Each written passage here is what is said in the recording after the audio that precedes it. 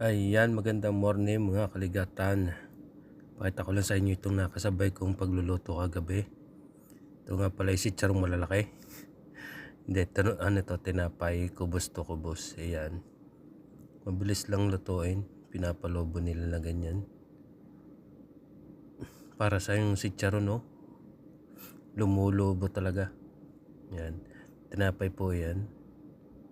Kubos. Oh, ganda oh. Ayan.